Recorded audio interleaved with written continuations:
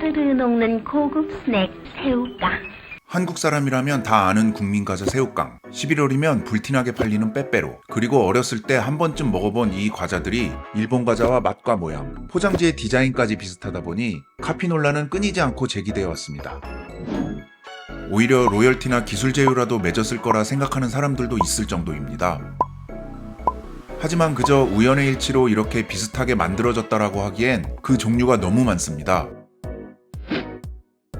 그럼에도 불구하고 수십 년째 잘 팔리고 있는 거 보면 법적으로는 문제가 없는 건가 싶기도 하죠. 오늘은 이렇게까지 비슷한 과자들이 별 문제 없이 팔리는 속사정에 관해 이야기해 봅니다. 비하인드.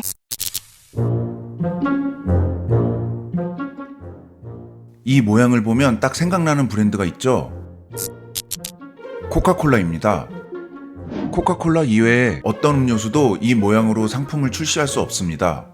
이 특유의 병 모양은 1923년 특허를 받았습니다.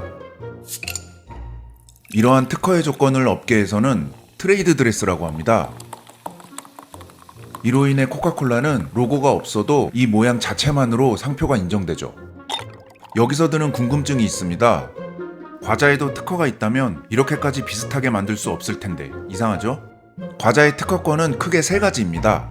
첫 번째는 레시피, 두 번째는 과자를 만드는 장비나 설비, 세 번째는 앞서 코카콜라처럼 상표와 디자인 특허, 즉 트레이드 드레스입니다. 이 중에 첫 번째와 두 번째 특허가 문제되는 경우는 거의 없습니다.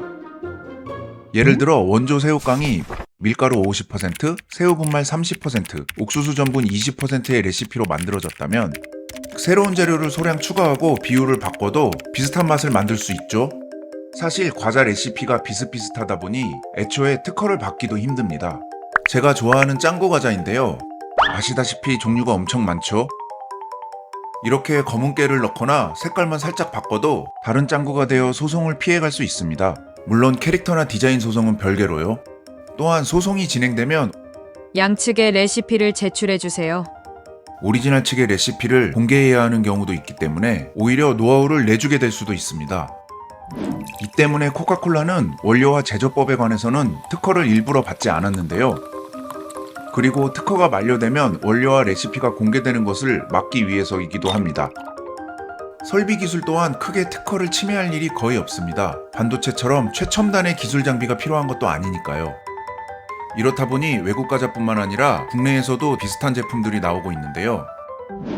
특히 유행을 타거나 히트 상품이 나오면 비슷한 포장지와 맛의 제품들이 우후죽순으로 생겨나죠.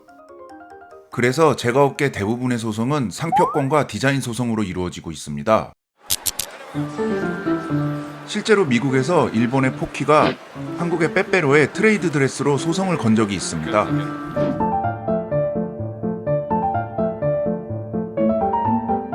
빼빼로는 2000년대 들어 미국에 진출했는데요. 미국 시장에 먼저 진출해 있던 포키가 화가 많이 났겠죠? 포키는 레시피나 설비 기술이 아닌 트레이드 드레스에 관한 소송을 진행했는데요. 즉 윗부분의 초콜릿, 아랫부분에 손을 잡을 수 있는 모양을 빼빼로가 카피했다는 주장입니다. 과자의 디자인만 본다면 거의 똑같은 모양이긴 한데 소송 결과는 어땠을까요?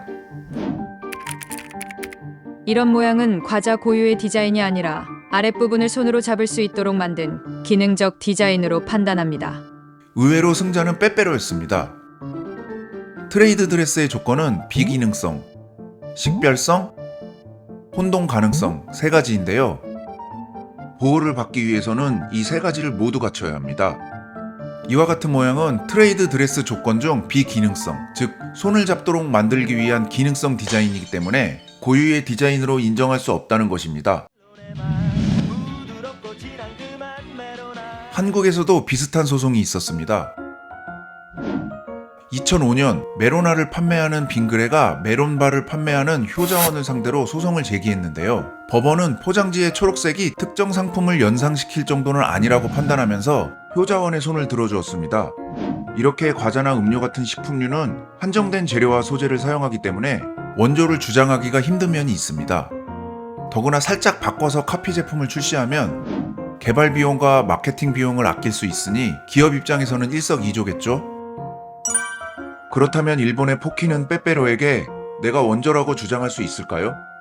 결국 포퀴도 18세기 유럽에서 프레첼을 초콜릿에 찍어 먹던 방식을 상품화한 이 회사의 제품과 크게 다르지 않습니다. 일본의 과자 역시 7, 80년대 유럽과 미국의 과자를 모방하는 것으로 시작했는데요. 당시에는 인터넷이 발달하지도 않았고 특허권의 개념도 상대적으로 덜할 때였습니다. 특히 미국은 엄청나게 많은 양의 과자를 소비하는 나라인 만큼 종류도 다양합니다. 어쩌면 미국에 없는 과자를 만드는 것보다 만들고 봤더니 우연히 미국에도 있는 과자였다라는 게 확률이 더 높을까요? 여러분들이 보시기에는 어떤가요? 물론 이런 이유들로 한국의 카피 제품이 절대로 정당화될 수는 없습니다. 결국 카피는 돌고 돌아 부메랑이 되기도 하는데요.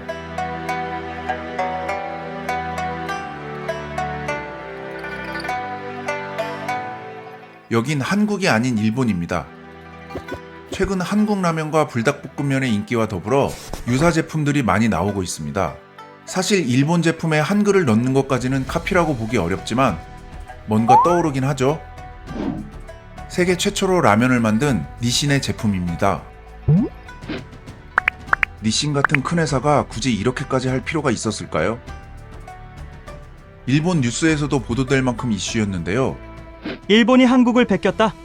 니신의 신제품이 한국의 불닭과 비슷하다고 한국 네티즌들 난리법석. 계속 카피당했던 일본의 복수. 라는 내용이 있습니다. 지금까지 대부분의 경우 한국 기업이 일본 기업의 제품을 흉내내왔다며 빼빼로, 초코송이, 새우깡 등을 언급하기도 했습니다. 삼양라면은 왜 세계인의 식품이 됐을까요?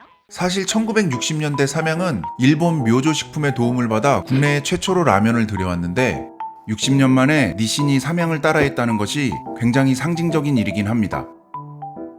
이렇게 서로가 서로를 따라하니 오히려 누구도 카피 논란을 제기할 수 없는 황당한 상황이 된 것이죠. 결국 이 과자들도 문제없이 팔리고 있는 이유입니다. 그리고 이것을 이번엔 중국이 하고 있죠. 이 과자의 이름을 자세히 보시면 조금씩 다릅니다. 알아보시겠나요? 사실 이 정도 수준의 카피는 모방이 아니라 가짜 과자 수준입니다. 한류와 더불어 드라마나 영화 속 과자들을 찾는 수요는 세계적으로 증가 추세인데요. 그래서인지 니신의 볶음면과 같이 제품명에 한글을 넣는 것이 특징입니다. 특히 중국의 카피 제품들은 동남아로 수출되는 경우도 있는데요. 이 과자들도 한글을 잘 모르는 외국인들이라면 한국 과자로 알고 구입하겠죠? 제가 업계는 한류붐의 수혜를 가져오지 못할 수도 있습니다. 이걸 웃어야 할지 울어야 할지 모르겠는데 여러분들의 생각은 어떠신가요?